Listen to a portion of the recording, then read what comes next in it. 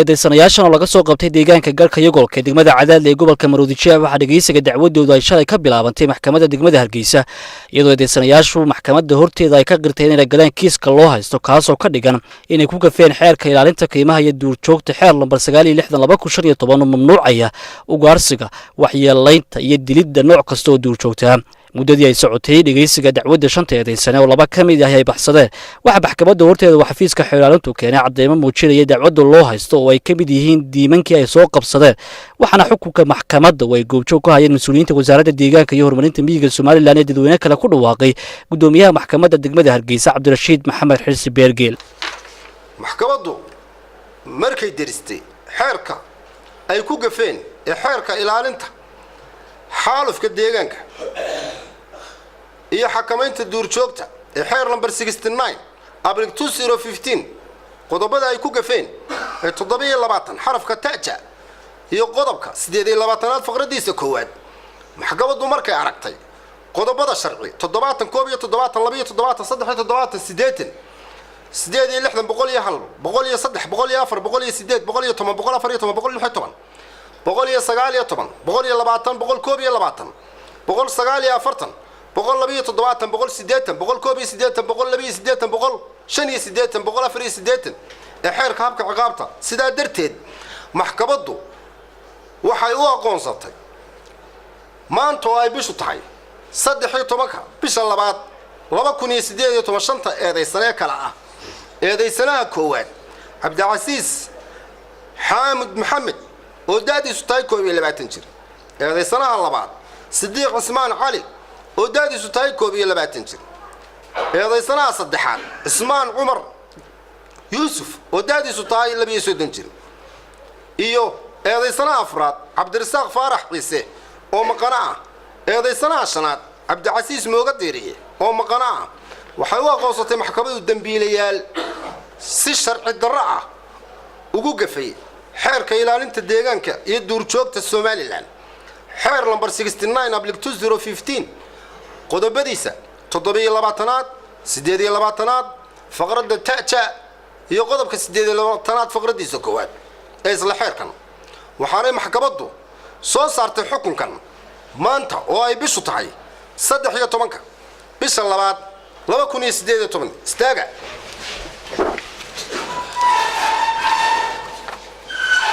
dambiilayaal Cabdicasiis Xaamud Maxamed ina Cali Maxamed oo daadiisu tahay 22 jir dambiilaha labaad Sidiiq Cismaan Cali ina Faadumo Ciise oo daadiisu tahay 22 jir dambiilaha saddexaad Cismaan Cumar Yuusuf ina Muumina Cabdillaahi oo daadiisu tahay 22 jir dambiilaha afraad Cabdirasaaq Faarax Ciise oo maqana ah iyo dambiilaha shanaad Cabdicasiis Mooga Diiriye oo maqana ah oo si wada jira ugu gafay xeer number 69 abriil 2015 xeerka xakamaynta iyo ilaalinta deegaanka iyo duurjoogta Soomaaliland qodobka 7 qodobka 8 xarafka koowaad faqradda taaja waxa lagu xukumay midkiiba 3 sano oo xariga ciqaabeed ah oo aan iib lahayn iyo min 3 milyan oo ganaaxa oo la socda midkiiba maadaama dambigan ay qirteen laba xarigu waxa uga bilaamayaa maalintii la soo xiray bishuna ay ahayd 31 bishii koowaad 2018 saddex gaarigii diinka lagu siday ee lagu qabtay ee fitista ahaa ama duqaanka ahaa waxa lagu xukumay 3 milyan oo ganaaxa haddii lagu qabto mar dambe oo kale isagoo falkan oo kale ku jira oo faraha kula jira gaarigaas maxkamaddu waxay u xukuntay qaranka inuu la wareego oo loogu shaqeeyo dadweynaha iyo qaranka afar diinkan la qabtay ee gacanta shanta dambiile waxa lagu amrayaa wasaaradda deegaanka inay daryeelkiisa la wareegto diinkan maanta laga bilaabo oo taariikhdu tahay 13 bisha 2 2018 iyadoo sharciguna xorriyadiisa u celiyay diinkan laga bilaabo maanta oo bishu tahay 13 bisha 2 2018 xukunka waxay maxkamaddu ku dhawaaqday maanta oo ay bishu tahay 13 bisha 2 2018 xukunka maxkamadda kadib waxa dareenkooda ku aadan go'aanka ay maxkamaddu gaadhay ka hadlay agaasimaha guud ee wasaaradda deegaanka iyo horumarinta miyiga Soomaaliland Maxamed Cilmi Xuseen wakiilka xafiiska xeer ilaalinta aadan salaad seed iyo isuduwaha wasaaradda deegaanka iyo horumarinta miyiga gobolka Maroodijeex Jaamac Wali Maxamed ilaahay baa subxaanahu wa ta'aala mahadle ilaahay baa mahadle maanta waanu soo dhaweynaynaa waanu ku faraxsanahay xukunkan lagu riday dibgeystayaashii u geystay diinkan ilaahay subxaanahu wa ta'aala uu ku beeray koonkiisa runtii waa asad qaran ku leeyahay